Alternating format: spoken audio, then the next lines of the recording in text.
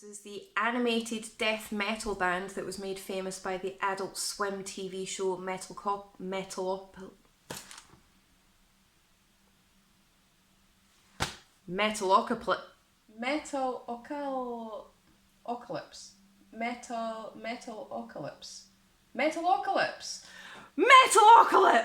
Yes, it's not Metal Octopus or Metal Otter or whatever it is that my brain was trying to do. Metalocalypse. I'm doing it again. Oh no!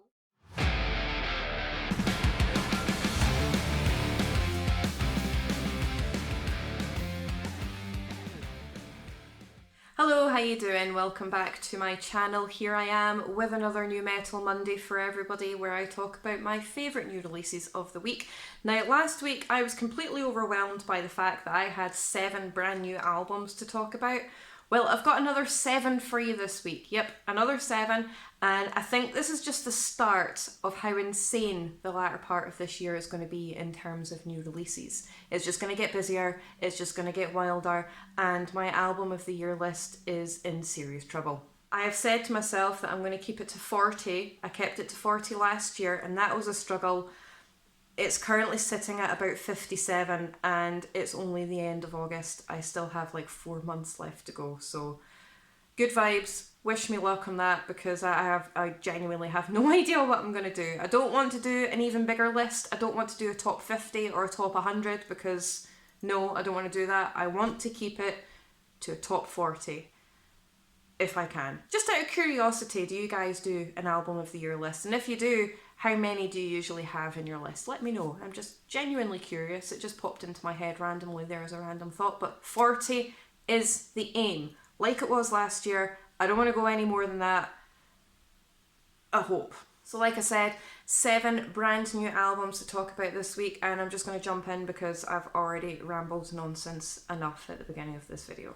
Okay, so first up on my list here, of course, I'm going to have Dethklok with Dethalbum IV, and this is the animated death metal band that was made famous by the Adult Swim TV show, and I am going to put the title of the TV show here because for some reason, as you've probably seen from the massive blooper reel at the beginning of this video, I have a hard time pronouncing this. I don't know why, because it seems quite simple. I'm not going to try and do it now because I think the blooper has spoken enough for me, but this TV show here, and there's a movie out now for this as well, so we'll just bypass that. I'm not going to try and pronounce it again, no. So this is the 4th studio album after a very long 10-year hiatus, and the animated band, in the studio at least, is made up of Brendan Small, who's the multi-instrumentalist and vocalist, and the absolute legendary drummer Gene Hoglan. You know, you've got your chugging heavy riffs, you've got your blistering blast beats, you've got your mad solos, proper demonic deep gutturals. This record is intense, it's ferocious, it's absolutely devastating, but it's got just enough groove and just enough synthy goodness to keep a wee brain like mine very, very happy and very, very interested. So if you are a fan of the likes of Cannibal Corpse, Arch Enemy, Devil Driver, that kind of vibe, definitely get on this if you haven't heard of this animated band before. They are very, very good. I loved the entire album. I can't pinpoint an exact track or 2 or 3 like I usually do. I loved this album from beginning to end. Okay, so next up on my list, I have an album that basically broke the metal community over on Twitter at least, or X, or whatever it is that the crazy spaceman has decided to call the app now, and that's Celestial Sanctuary with Insatiable Thirst for Torment, and this is the 2nd studio album from the death metal band that's based in the UK. Now, this is an incredibly crisp and polished old school death metal record, but the band definitely put their own personal twist on things, and it certainly packs an absolute monster of a punch as well. This record is full of crushing riffs, pummeling drums, and the vocal style is just absolutely devastating. But now the thing that stood out to me about this particular album is the very, very crisp production, to the point where you can really hear the heavy bass lines. And I often find that the heavy bass lines are often lost in the production, but you can certainly hear them in this record, and it just makes it all the heavier. To be honest with you, the production as a whole and the instrumentation as a whole is very crisp, it's very polished, it's very clear, it's not muggy in the slightest, and it really flows, and it's just an absolutely stunning record. This record does twist and it does turn a lot, and it does have a lot of heavy groove elements, but they do certainly focus on the heavier side of things, so it is by all means a definite old school death metal record, but it's not just another old school death metal record. They definitely put their own style, their own vibe, and their own twist on things, and it is insatiable. This album is amazing. So again, if you are a fan of the likes of Cannibal Corpse, Undeath, Bolt Thrower, definitely get on this, you will not be disappointed. Glutted with Chunder, Swivel-Eyed and Gurning in the Shadows, Meandering Stream of Foul Fluid, these are my favourite tracks of this record, and I have to say the titles of the tracks on this record, they entertain me. I don't know if it's the British humour in me or something, but I just absolutely love the fact that they've used words like gurning in their track titles. I just think that's brilliant, and it makes me laugh, it does. Okay, so next up on my list I have the legendary and the absolute ferocity that is Incantation with Unholy Deification. Not to be mistaken for Deification, because that's how I read it.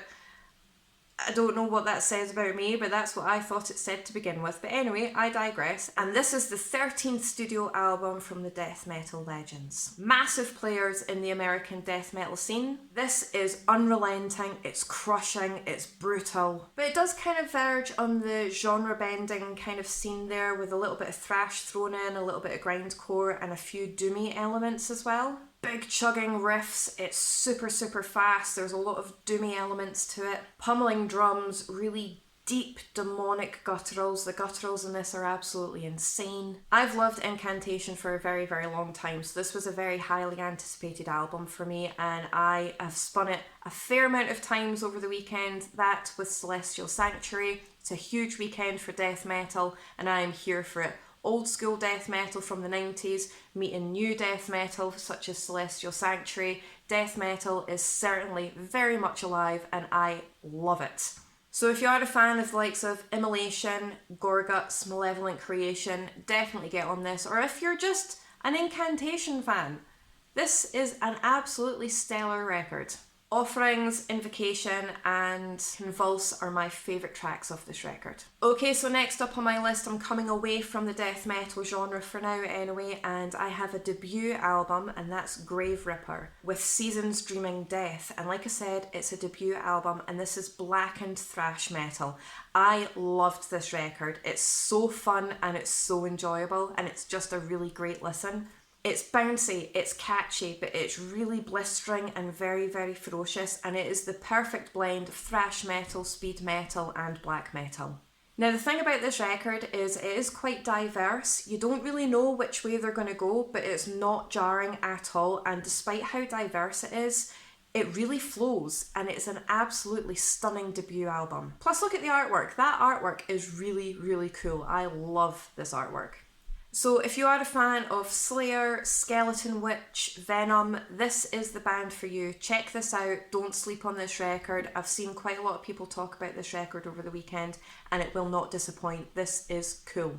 Divine Incantations, Premeditated, An Influx of Fear, Red Skies and Only Coldness are my favourite tracks of this record, but it's a really enjoyable listen from beginning to end. Like I said, really catchy, really thrashy with that blackened edge, a lot of speed, a lot of ferocity. Just get on this. I really enjoyed this one.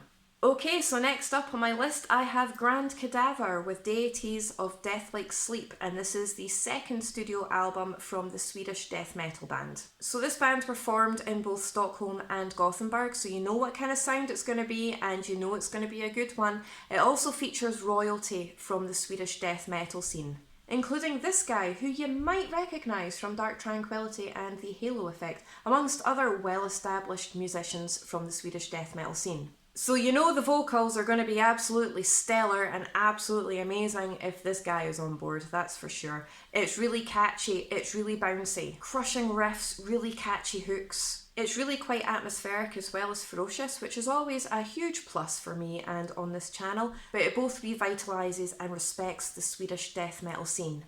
So if you are a fan of Dark Tranquillity, Entombed, Dismember, bands like this, check this album out. This was a really, really cool album. I'm not going to try and pinpoint a favourite track on this because I loved it from beginning to end. I always go into my liked tracks whenever I try to list which tracks I like, and I listed the entire album, so I'm not going through the entire track list. I loved the entire record. Okay, so next up on my list I have Exmortus with Necrophony, and this is the 6th studio album from the neoclassical melodic death thrash metal band. That's quite a combination. This is a really cool album with a lot of really dark themes. It's incredibly atmospheric, really symphonic, lots of melody, but it's incredibly ferocious and absolutely epic at the same time. It's really extravagant, it's really brutal, it's really heavy, it's lightning fast, it's got some really cool catchy moments in there. It's just a really fun record to listen to. I really, really enjoyed listening to this, and again, that artwork is really, really cool. So if you're a fan of the likes of Havoc, Warbringer, Skeleton Witch, that kind of sound, definitely check this out. And again, I can't pinpoint a favourite track because I genuinely loved the whole thing.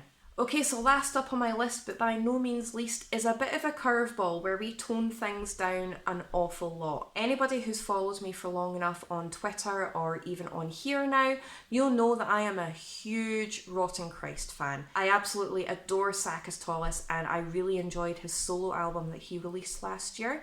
Well, he's released a piano version of that solo album, and it's a piano rendition of every single track on his solo album that he released last year. So if you are looking to listen to something that is still technically metal, but it's toned down, something you want to chill out to, definitely check this out. This is absolutely stunning. It's beautiful. I do like a bit of classical. I listen to a lot of Norse, a lot of pagan kind of music, and I also really enjoy a lot of piano, a lot of violin. So the fact that one of my favourite ever artists in the metal scene has created a piano rendition of his solo album, I was all over this, and I listened to this quite a lot. Now, just before I go, I do want to quickly address an album that was released over the weekend, and normally I don't talk about albums that I didn't enjoy, but I know because of the name I'm going to get asked about this in the comment section on this channel and on my social media accounts. But I did listen to the Alice Cooper album, his 22nd studio album from his solo project anyway, called Road, which is about his life on the road and different stories and things that you encounter when you're out touring and when you're on the road. And I didn't enjoy it. I found it really quite generic, and it took a lot of effort for me to listen to the whole way through.